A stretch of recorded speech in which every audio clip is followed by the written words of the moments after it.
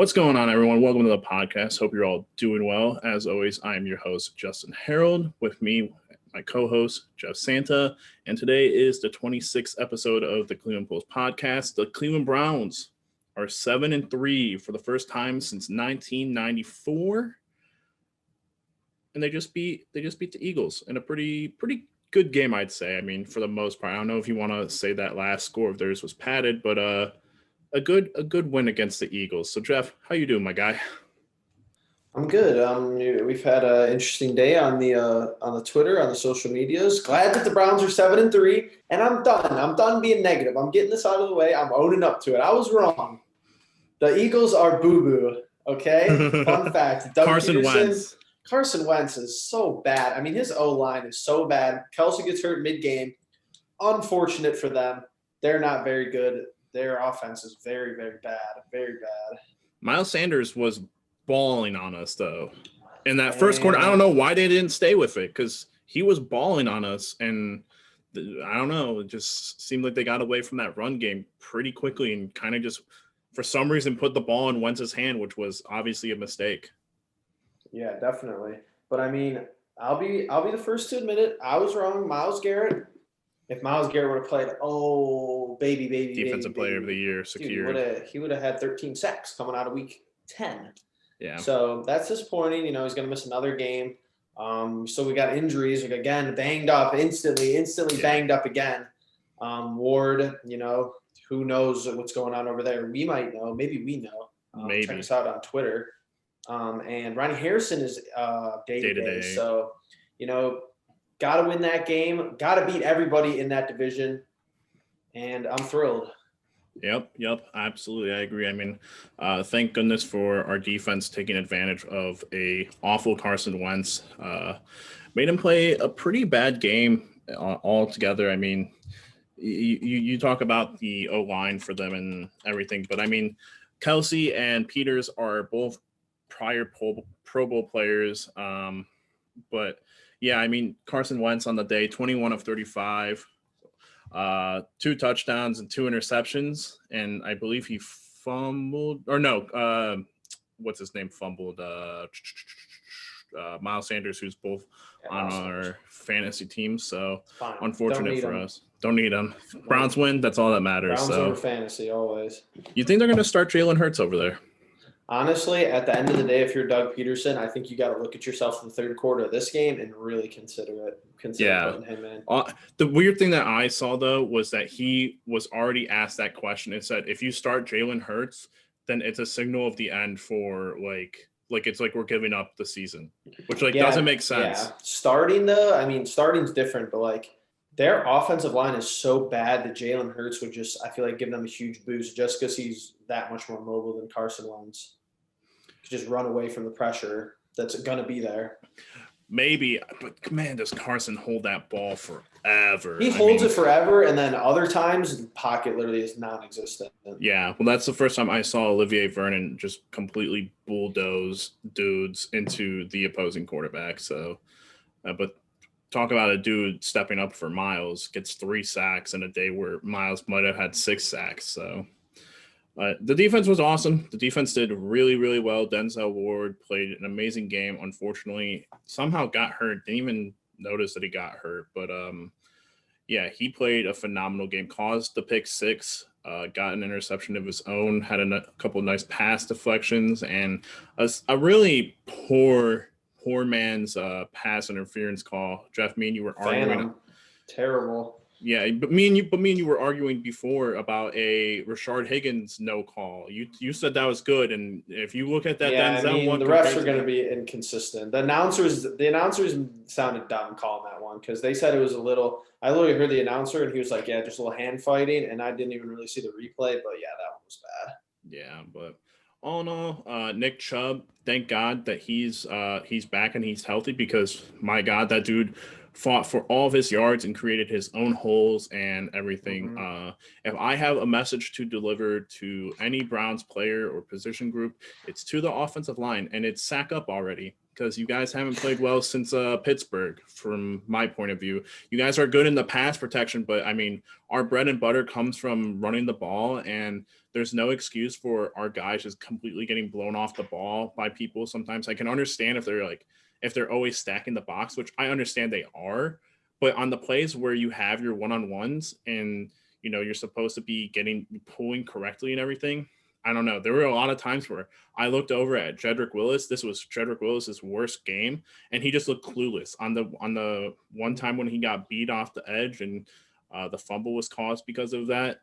He just looks clueless, and then multiple times when he just has his helmet come flying off for some reason. But I don't know. I think if I'm going to be upset about anything in these past, like, I guess, what has it been, like 6 games since we played Steelers? No, that's too many, right?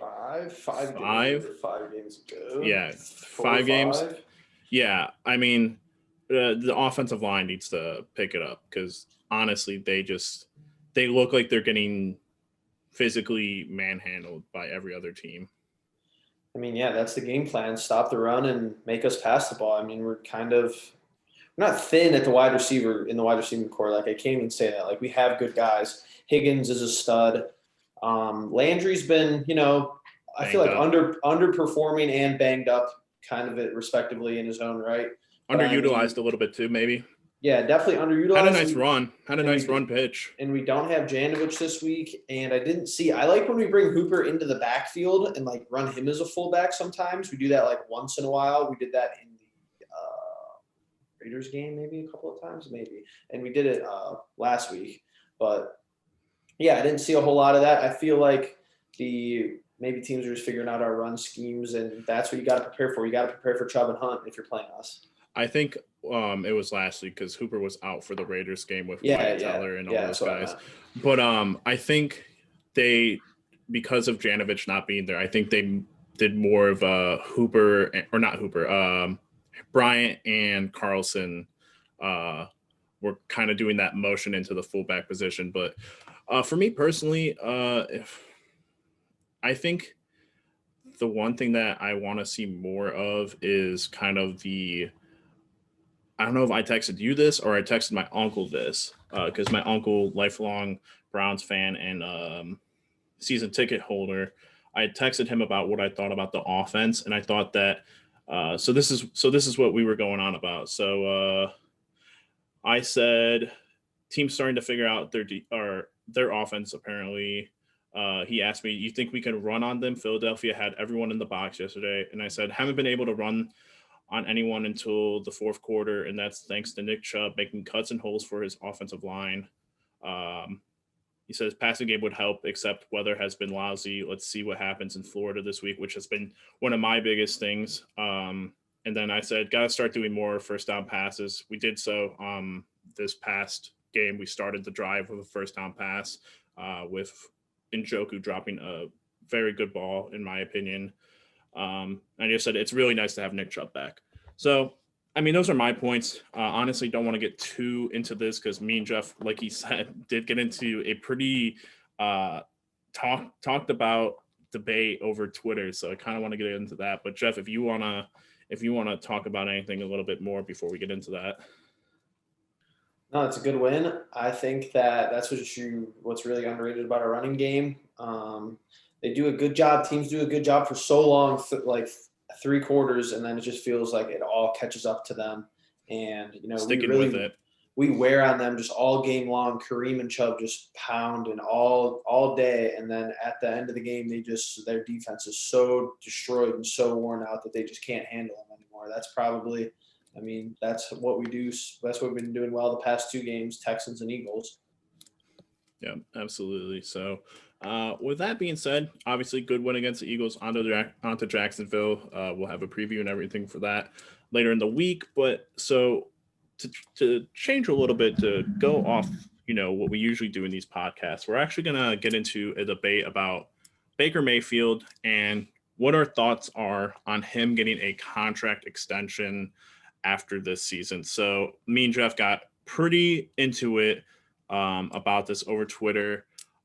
Jeff, do you want to start or do you want me to start? I don't even know where to start. So much going on. That's fair.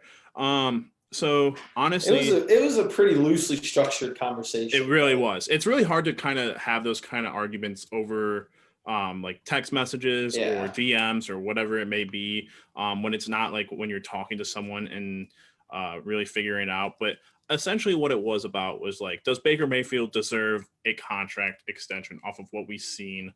I'm going to take, for the sake of having like an actual argument, I'm going to take the player option out of the board and franchise tag and all that kind of stuff out of the board. And just argue. I'll argue for the sake of, giving him an extension and giving him more years on the contract. So with that being known, Jeff, would you like to start for the opposite reason? I mean, you don't really want to because you don't want to be seen as the villain, but I mean, I am the villain, though. I'll tell you, I'm the villain straight up. It's just I'm the realistic villain because right now, I told you in the preseason, we could go all the way back in the archives, episode whatever, preseason. I said, this is Baker's year to, if he plays above average football, he's going to get, I feel like in the NFL, in sports in general, we could probably agree that there's a good amount of people that are overpaid. Yep. But I'm okay with paying people that are good. Like, I'm not stingy. I'm not the Cleveland Indians front office, even though they've made it work a different argument. But like Myles Garrett, like obviously you love that play. Yeah. We're paying Denzel whatever he wants. Mm-hmm. I don't know if that's like, I don't know. He's injury prone. He's made of glass. He's hurt every year. But he's probably love the man. A top 5 corner in the league. Like, yeah. But, like, that's what I'm saying, though. I'm cool paying top 5 players in their position. I'm cool paying top 10 players in their position. I don't think Baker's there. And this was the year where Baker, okay, so, yes, Stefanski, whatever, new coach. That's fine. I'll give him that. Because everyone loves talking about that, how he's been all these different systems. But then rookies get drafted out of the draft, and they're in a new system. And, maybe the team sucks, but they still do pretty good. Or the teams – Kyler Murray did pretty good coming out of college. So that argument, I don't know, 50-50. Little wishy-washy. I liked it last year with Kitchens because everyone knew Kitchens was bad. But, Stefanski's the offensive guru here. And, yes, we do have 2 good running backs, but Baker has not – for the number 1 overall pick, this is my argument. For the number 1 overall pick in his – what is this, his 3rd full year? Third full year. Full year, 4th year in the league. He is not – crack the top 10 quarterbacks in the league? First year, maybe. It's hard to debate that first year because he did break records in the first year as a rookie for rookie records, to be fair. But if you do you have anything else before I just like hit a counterpoint to that? Not really. I'll just go off what you say. Yeah, that's fair. So, I agree with you in the sense that he hasn't produced, if you put a lot of stock into the number 1 pick of the draft in terms of quarterbacks, and yes, I would agree with you that he has not put up the numbers. Honestly, you can like you said, there's a lot of people that you can point out to right now. I think Justin Herbert was your best point in your Twitter argument about like who could be doing better as a quarterback as like a rookie right now. That man has 22 touchdowns. Didn't realize that he had 22 touchdowns already. He's an animal. But the problem with that is his teams are consistently playing from behind. So he has to throw the ball. They're not. The Chargers have a better point differential than us. We're playing more from behind than they are. Well, I understand what you mean skewed stat because we have blowouts, but still, but that stat line is the point differential at the end of the game. Yes. So if he's throwing the ball, it's like the Eagles. It's like the last 2 games. The Texans. But he didn't even start the season. He came in. He didn't even play week 1 or 2. He played week 2. He came in. But he's played one less game than him. He's played one less game than Baker. He's got 22 touchdowns. But he has way more passing attempts. Way more. They don't have as good as running backs. No, they're playing from behind. They just don't have as good. If they had Eckler, when they get Eckler back, they might win out. But that's like an if scenario. It's like not. I don't think it's necessarily fair for you to say, all right, well, we had Chubb out and we didn't necessarily throw the ball that much more. Yeah, why? Because we have Kareem, who's also a top 10 Yeah, running but back. me and you both agreed that Kareem solo 80% of the snaps was not working. Right, I agree, but that didn't change Kevin Stefanski from calling those plays. So does that like tell you something, or am I just looking too deep into that? Like how much I think our offense is built off of running the ball more than it is Baker throwing the ball. Yes, and I have a counterpoint to that, which is a little recency bias. But does Kevin Stefanski's offense give you any indicators that he doesn't have faith in Baker at some times? No, because I look at Kirk Cousins last year. I look at Kirk Cousins when he was in Minnesota and Dalvin Cook's numbers from all those years. If you look at Dalvin Cook has been in the running for rushing leader. I think he might have the most touchdowns as of right now by all running backs, which obviously he's not there anymore, but it was an established scheme that they kept on running. Kirk Cousins without Kevin Stefanski has been awful. But the point of, I think our offense runs through the run offense and produces the play action plays that work so well for Baker. Whereas I understand your point of like, all right, well, why don't they take it from shotgun and let him just throw the ball? Which I can agree with you.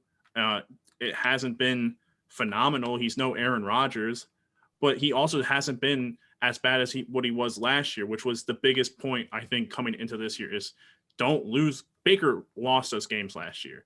I don't think Baker's lost us a game this year besides maybe and I can't even say the Raiders game because the Raiders game. I don't think he's lost us a game, but he hasn't. I really don't think he won us the second Bengals game. Technically, yes, but if he would have played better, but if he would have played better the first three quarters, we really didn't even have to be in that situation. We should have been smoking them. The first three quarters? You mean the first quarter? Because after the first quarter, the dude didn't miss a throw. Ever. He starts off with one of the worst quarters of the NFL this year. I agree. He did not. I think he went like 0 for 5 in that first quarter. Yeah, he was awful, and he threw an interception and everything. I completely agree with you. But to say that for the 3 quarters that he was playing from behind, I don't think you can say that he didn't go and win you that game. I think that's absurd. I just don't think. I mean, okay. So here's the thing with saying he went and won us that game. The Bengals are. I don't know how we beat the Ravens last year. I'm gonna put that as an outlier. Kudos to us, and and we played Mason Rudolph last year. So let's take those games out of it. Baker's only beat Cincinnati, basically. That's nice and all. Like, I respect Joe Burrow, and beating Joe Burrow in a game, like, that's good. But like saying we have a comeback victory against Cincinnati, like that's not. I don't. As a team, that's not a great thing. But no. if you're gonna make the argument just for Baker, though, he was a one-man show in that game. Like, Kareem had a touchdown, I think. But besides that, I mean, he didn't really run the ball that well. And it's just how many I should have been a lot more prepared for this. Does he have a win this season against the team with a better than 500 record? The Colts? Were the Colts 500 when we played them? When we played them, yes. They were 4-2, I believe. I believe we were both 4-2. That's it. Like, how many career wins? He has 20 career wins, right? See, this is where you should make your point. This is where Colin Cowherd makes his point. Well, and I think this is what you should. Colin Cowherd's a bum, but I think this is what you should drill home. Oh yeah, he has 20 career wins. How many of them are against teams over 500 records? Not a lot. Less than half. I can guarantee you, not a lot. But you know what else I can tell you? How many quarterbacks have we had in here the last decade or two that have had records against losing teams that were, good? The problem is that's the problem. Yeah, that's the issue. Because he's good for the Browns. He's actually great for the Browns, but he's actually not great for the NFL. Like, for the league, he's not great. For the franchise, he's actually above average. but that's not saying much. Like Brian Hoyer was 6-3 before he got hurt in 2014. I think Brian Hoyer has his team. 2014 Brian Hoyer has this team 7-3 at least. Yes, what you said about Case Keenum. I agree. I mean, like I agree. Like, are you extending Case Keenum? If Baker goes out the first quarter of Week 1 to the Ravens and we're 7-3, are we paying Case Keenum for 2 more years? But that's a completely different scenario. I mean, but he's not 3 years into the league and he wasn't a number 1 draft choice. Yeah, but that's what the Titans did with Tannehill, basically. Kind of. But they had signed. Did they trade? They traded for Ryan Tannehill, right? Yeah, Miami's been selling for 3 years. Yeah, that was a weird scenario. But to get a little bit back on track for this, the thing is, I tried to make the point about, and if you want to talk about Ryan Tannehill, we talked about it right before we got into this, that he spent 6 years in Miami being the most average quarterback that you could be, and he was forgettable. He was a very forgettable quarterback. And then he gets traded to Tennessee. And granted, Tennessee is very similar to us, where they have a really good running back in the backfield who wins them games. And when did Ryan Tannehill even get the start for Tennessee last year? I need to look that up in order to. I don't know, but they're mad good when he starts. They're like, they've only lost like 5 games since he became the starter.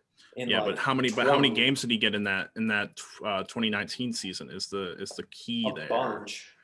Is the key there. Hold on, I'm going into splits. I'm going to the full splits. Here's the thing with the Tannehill argument, and this is very circumstantial, and I can't quantify it besides some examples, but like that's just kind of how the NFL is. Like, you could be sediment and be not very good in a franchise, and then they trade you, and you just, I don't know, it's like career revival. Like, I could totally see that happening. We literally, I don't know, we get Baker, we get whatever, pick up the option. So we have Baker say we have him 3 more years, and then he goes somewhere else. Could he be a stud somewhere else? Like, some people just don't play like very well in different franchises, in different systems, in different organizations. Does anybody play well in Miami? Ryan Fitzmagic, baby. I love that guy. Lost. Yeah, for real. But like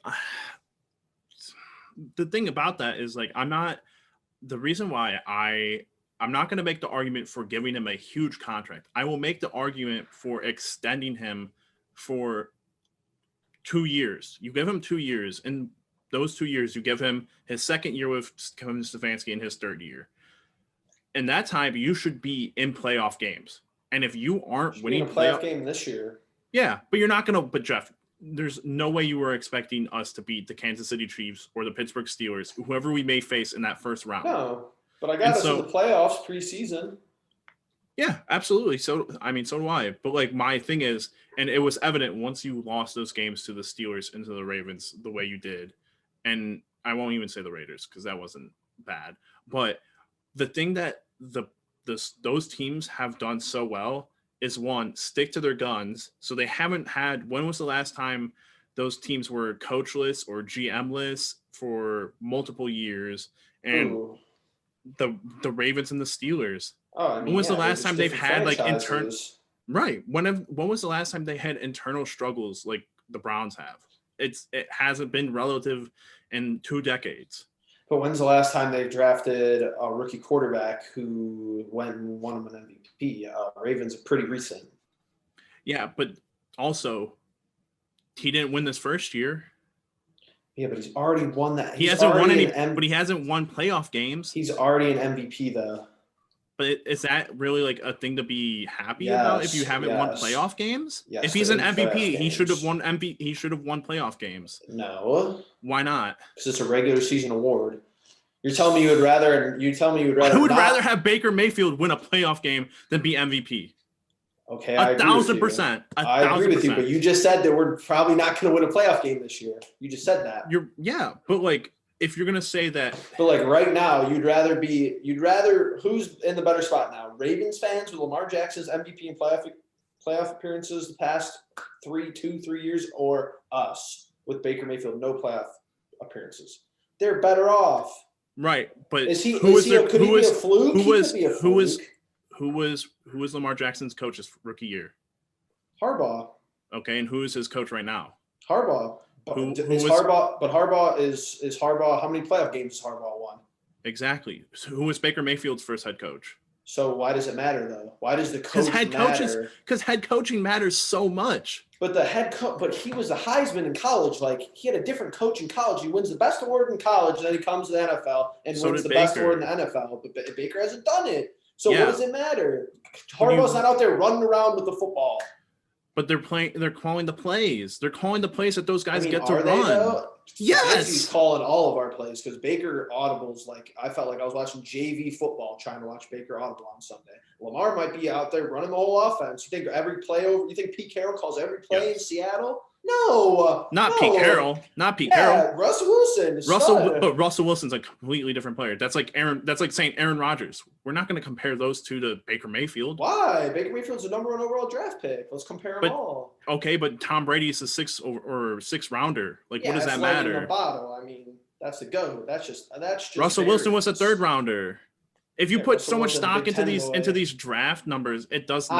I'm not putting. All right, I am putting stock, but he's the number 1 overall draft pick. Yeah. All right. Out of all those guys that you like, so he could be a bust. Like that's kind of my point. Like just because he he's number could 1 be, overall, but is he a bust? Is he a bust though? I mean, there's still a chance for a lot of people to be a bust. Yeah, he hasn't been a boom. No, you're right. You're right. Beside his rookie year, he has not been a boom. I absolutely agree with you. But he also hasn't done anything to lose us any games this year, which I think is the big part of it. He's tried. He's significantly better than what he was last year. Is that not true? He's significantly. Let's see. Now we're going in circles, kind of, because this is your point too. Because he's significantly underused this year compared to last year. So. That's what I'm saying. That's why I'm telling you these percentages about Kyler Murray. Kyler Murray has 8 interceptions with 100+ more attempts. Give Baker 100+ more. But he has 4 more touchdowns. He has 4 more touchdowns. Yeah. I mean, I wouldn't doubt it. But then Baker would also have more touchdowns as well. Would he though? He just went 3 straight games without one. Yeah, but you have to put that into context. What if the past 3 games all had in common? The weather has been awful. All right, just beyond awful. Let's just take the last 3 games out of it because I just am thinking new arguments in my head. Okay. So the game right before that he threw. No. 2019 to 2020. Yeah. So OBJ has regressed since Baker Mayfield has been his quarterback. That's simply just a fact. Other circumstances involved, maybe there's other players on our team, whatever, obviously, but that's just a fact. Since coming from the Giants, he has not been as good as a wide receiver as he was. That's true. And there's a bunch of if statements in this because Landry's been banged up this year. Does Jarvis Landry have a touchdown this year? He would have if he held on to the ball in the Raiders. Does he have a touchdown? No, I don't think he does. So who in our air game, and yes, we are run dominant. No one's saying we're not run dominant. Yes, we have 2 of the top 10 running backs in the league. Nobody's saying that. But who in our passing game this year has progressed besides Baker Mayfield, maybe from last year? Higgins. Nobody. Rashard Higgins didn't even play last year. Rashard Higgins was in the Dorsey's dog. But you opened the door there. There was progression. I mean, okay, so Rashard Higgins, good. That's actually so out of the 3 players that you're probably talking about with Jarvis Landry, OBJ, step backward. OBJ's hurt because of Baker. Nice inside throw. And it's got to be. Is he hurt because of Baker though?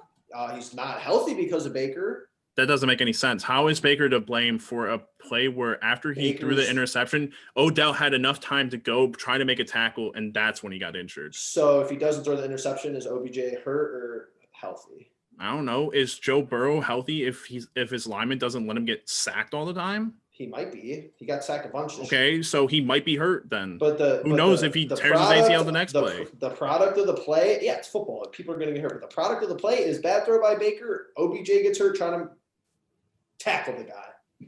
Okay, so that's context. That's context, though. You have to put that context in there. I mean, but that's the truth. But it's not.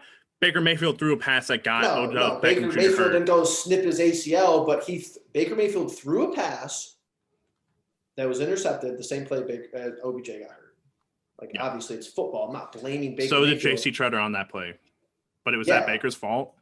I mean, probably The same way it's Odell Beckham Jr.'s for Odell Beckham Jr.'s. Then there you go. No. So all right. So if that ball's to the sideline, though, does OBJ get hurt on that play? If that ball's thrown out of bounds, who knows? Does J.C. Treader get hurt? I don't know. Did he get hurt? It's just not something you can. It's just not something you can quantify into being Baker Mayfield. I mean, but I could quantify the interceptions though, because you can quantify the interceptions. All right, it's a bad interception. So Baker Mayfield threw a pick, and OBJ got hurt on the same play. Nobody's fault. It's football. And Baker Mayfield pick six, Minka Fitzpatrick house call. Those are your two big highlights of the year for me. And the Raiders, or not the Raiders. I'm sorry, the Ravens when he threw it to Calais Campbell. So 3 interceptions that I can say. Honestly, Calais Campbell, that's a hell of a play. I don't blame Baker Mayfield for that. I blame our front office, and I blame Stefanski a little bit because you say, oh, you can't blame the coaches, this, that, or the other thing. But he can't see over the line of scrimmage. And I blame our talent evaluator for drafting a guy who's listed as 6 foot. He's not 6 foot. I know he's not 6 foot. He's like 5'11". Can't see over the line, 5'10". He can't. That's why. Why is he so good out of the Baker's pocket? 6'1". He's not, bro. He's literally not. 6'1". He's not. I'm looking at it right now. He probably has the most tipped and batted balls in the league the past 2 years, at least. I mean, that might be fair. I couldn't tell you that. I don't have. Why is he so much better out of the pocket? I got to go look at Oklahoma highlights his Heisman year because I bet he wasn't in the pocket at all. Bet he was rolling to his left and rolling to his right because when he steps up in the pocket, at Oklahoma. Yeah.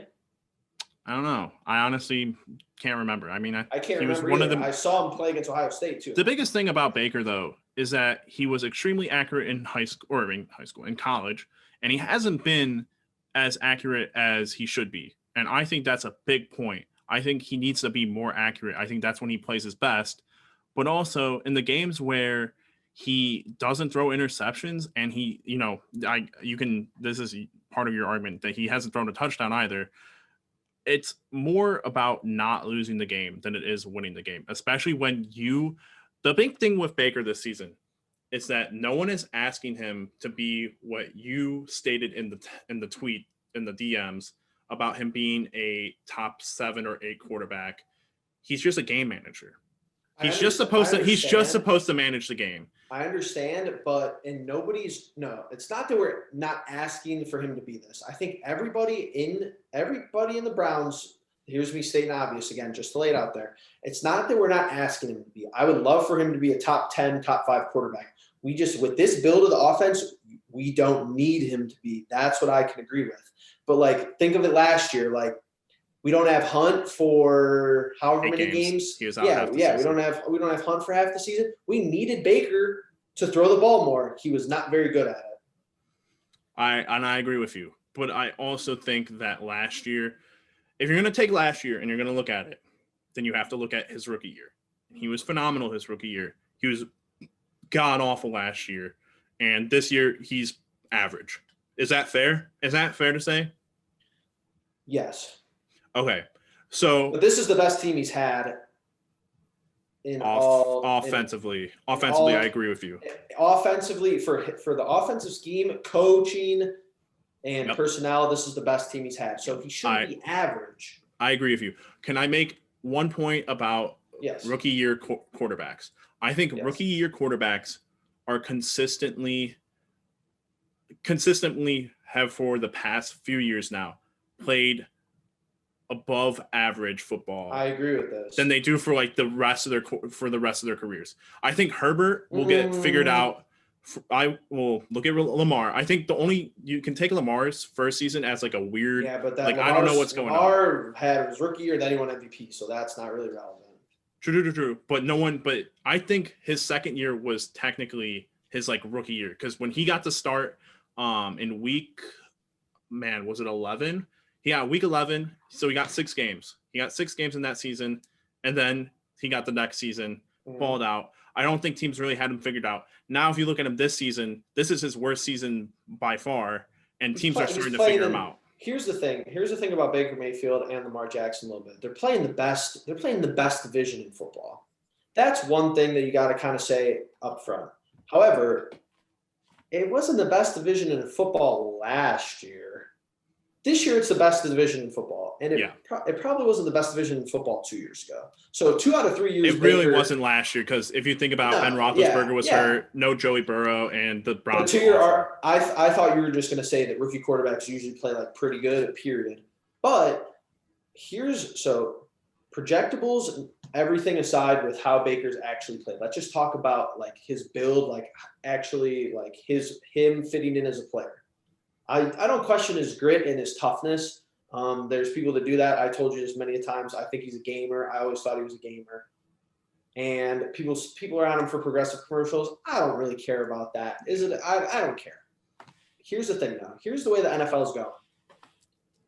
He doesn't. So Lamar Jackson, rookie year, whatever, comes in, plays 6 games, then he goes on to win MVP. Kyler Murray has a good year last year.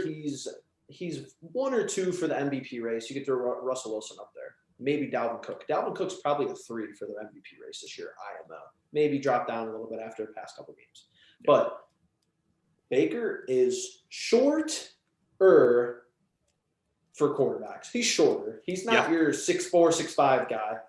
And while his legs are a smaller part of his game, it's not like Kyler Murray's short and he's got a good arm and he can run.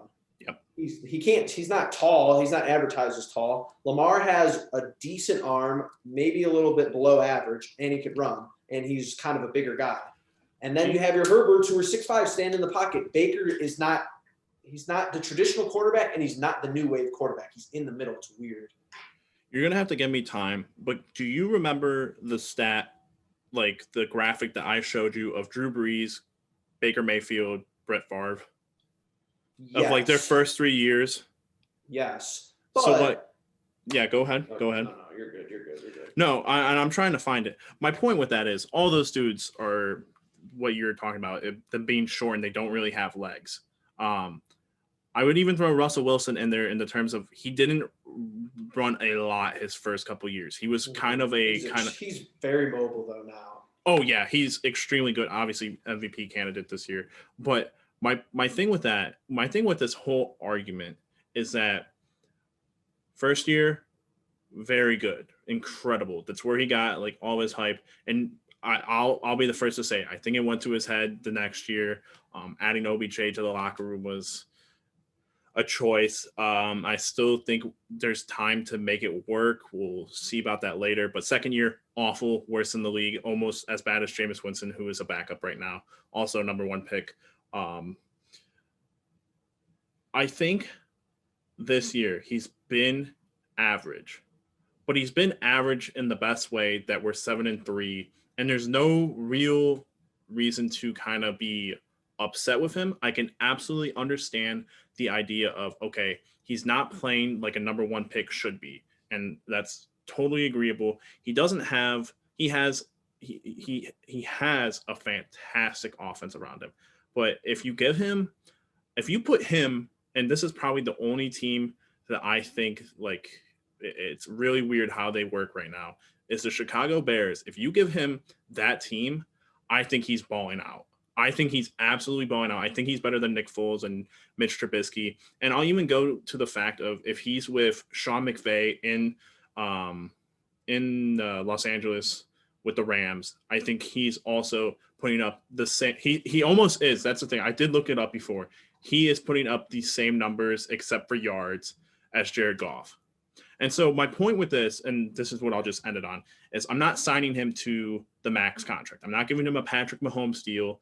I'm not giving him the Ryan Tannehill deal, but I'm giving him 2 years. I'm giving him a 2-year contract, and it's these next 2 years, you're going to have the same coach the first time in your whole career. First time with a coach 2 years in a row. That third year, if we're in the playoffs and you haven't won a playoff game, you're out. That's what it is. That's plain, cut, and simple. That's what it is. That's probably how it should go, unless for some reason the rest of the season he just balls out. But we're not going to get that because he's going to have to continue to play at First Energy Stadium. He's got to play at least 2 more games, right? We only have 2 more games. We're 5-1. So yeah, he only has Ravens and Steelers in the dead of November. No, not even the dead of November. In the dead of December, both games, where it's probably going to be snowing. Yeah, the weather's going to be bad. Yeah. So, but that's the thing that, and this is going to be my final point. It's not even like a final point for what the argument is, but he needs to learn to win and throw the ball better in those cases, and I'll be the first to say that. I think Baker Mayfield is very quickly put probably the most bizarre player in the NFL because he's not bad. I think he's good.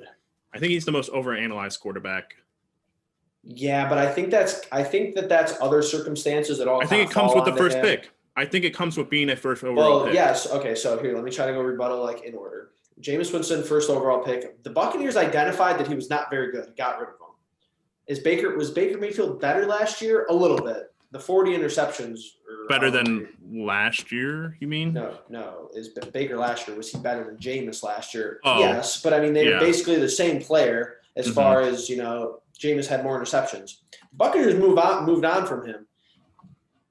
Baker is not bad, but he's not great. He's right in this weird middler position, and he plays for the Browns. And we've had quarterback problems for multiple decades. So I mean, you have to overanalyze him because it's like, yes, he's the best quarterback we've had this century. Maybe. I think Brian Hoyer don't get hurt 2014. That's an interesting argument. That's a big if. And I think Derek Anderson might have been better than him 2000, whatever that year was, 7. So, but he's top 3 quarterbacks for our franchise out of a long list in the past 20 plus years. So, I mean, you got to give him props for that to some extent, but it's like, I hate doing this, and I don't like making comparisons from other people, but just like, and this is I think people's arguments. It's not that Baker's losing us games, but like, what if he was just playing better? Like that's what I was trying to say, like over Twitter. Like, just imagine if he was like 25 touchdowns. If he was playing like Russell Wilson, yeah. Imagine if we had Russell Wilson, we would be 10-0 probably.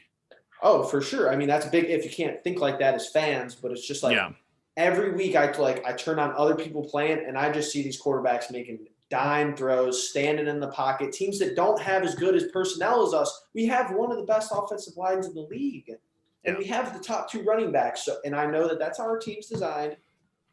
So I think making up for his lack of attempts. I think the one argument that you could also make, just for your sake, is that oh man, I lost it. Wow, I lost it. The wins. He's 20-20. Are the wins cushioning the fact that if he was, say he had worse records, the team had worse records, and he had the stats that he did now, would he be out next year? Or not even out, but would Case Keenum start or something? Or would they bring in someone else or go draft someone else? I think if we weren't 7-3 right now, I think 6-4, I still think we're good. If we were 5-5 right now, he'd be out. Because we lost. That's us. Because I mean, at the end of the day, looking at our schedule, that's us losing to 2 teams that we shouldn't. Yeah, but we're not. But that's the thing. That's a hypothetical. My thing is, so you do think like, say we ended each season, we were 5-11 or like whatever, for 3 years. You think he would be out next year? Because I'm just looking at the Jameis Winston thing, and it's just like really quickly, it's not a huge thing, but Jameis Winston in his career had 1 winning season his entire time in Tampa, and that was his second year. And then every other year he was 3-10. What is this? 3-6. He must have been hurt, and then 7-9. So like, I think the winning bias is kind of like that thing that I was talking to you about earlier in the year about making changes in lineups and stuff about like if it's not broken, you don't fix it. And Baker Mayfield 20-20, nothing's really broken, so there's nothing really to fix at this moment. I agree. My thing is, you can't abandon Baker Mayfield because 2 things: we are as good as we are. It's maybe it's not all because of Baker, but we are as good as we are. We're 7-3. We don't have a high draft pick. unless you take the Green Bay Packers route and you draft someone with that first pick, no matter who it is, and you kind of throw away getting a really good defensive piece for that sake. But to go beyond that point, I think you just have to give it time. I think I can agree with you. It's been an average year for Baker, but I think I need more time because I still have rookie year Baker in my mind, and the fact that he can reach those potentials again. I think his low will never get that low again, but I think he could get as high and maybe even beyond in the following years than his rookie year. And I think that's why you would extend him, because of that hope and what you've seen, not this year because it's not all the way done, but what we will have by the end of this year.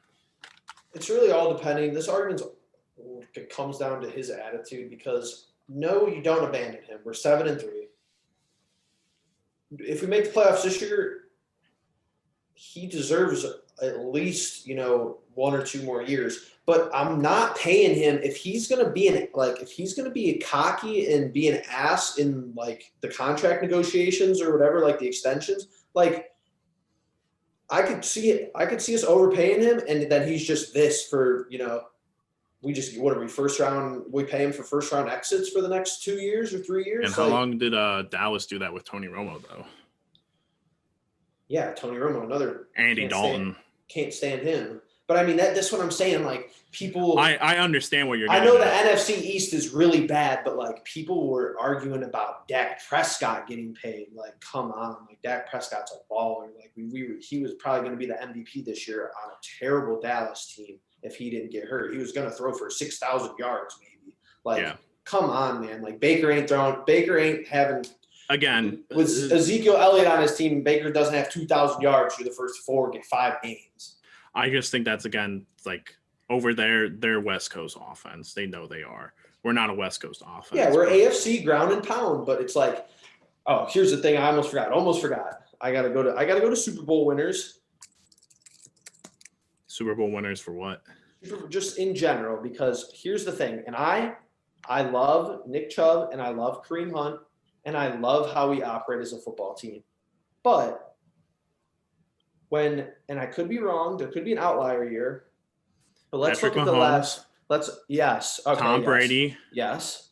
But Tom Brady, that game was a 13-10 win. Correct? Tom Brady. Well, that I would almost give Julian Edelman that game too a little bit. I think they were co-MVPs. Right, but there wasn't a lot of passing in that game. Is what I'm. But what was before that? Was 2018? It was the Patriots again, right? Yeah, but just think of the player. Who's the 2018 player that stands out to you? There's one person. Wait, 2018? Are you talking about the other side? The other side of the the team that won Super Bowl? 2018's Nick Foles. Oh, okay. Then 2017 is the Atlanta game. 2017's Brady. Okay. So So the last 4 Super Bowls. But look at Nick Foles now. Yeah, but no. The last 4 Super Bowls, how did we just remember them? Patrick Mahomes, who's on one of the greatest teams ever assembled offensively. Tom Brady, who's arguably the GOAT. And Nick Foles, who is... Nick Foles lucky. Yeah, Tom Brady the Tom GOAT. Brady. So we have the GOAT, and we have that's a small sample size with very good teams. But you gotta be with great teams. You gotta be great to win the Super Bowl. But when we talk about those games, you literally said it before I did. You literally said Patrick Mahomes and Tom Brady. We're talking about the quarterback. Okay, if I could take that a step further, though, compare their opponents in those games. Jimmy Garoppolo, a very questionable quarterback at this point. He's not good. He has a run game. No, I'm saying he's not good, but that's my point. But all right. So Nick 2019. You're not talking about the running backs in the Super Bowl. I love the running backs. I think the running backs are a very important part of the game. They're not going to win you Super Bowls. About the quarterback. Right, but that's my point. So Jimmy Garoppolo, average quarterback.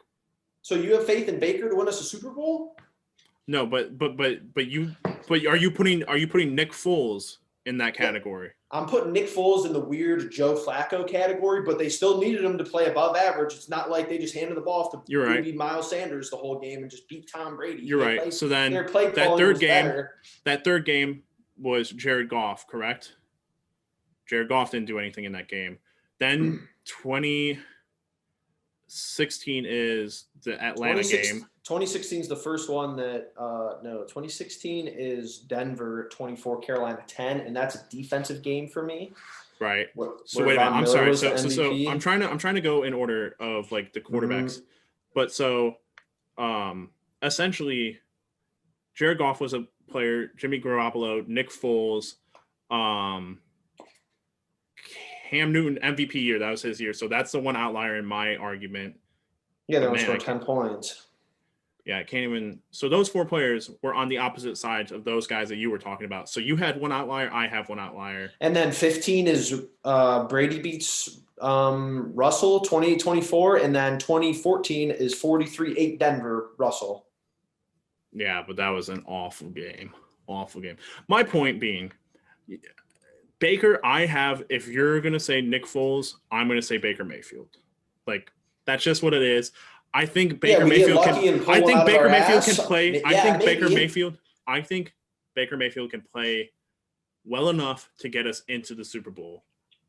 It's gonna be hard to play beyond that. Well, the first thing is, I think for the next couple years, the winner of the Super Bowl is coming out of the AFC. So before that ever happens, Patrick Mahomes is hurt or retired, the winner might be coming out of the AFC. Or the Steelers, because the Steelers look phenomenal right now.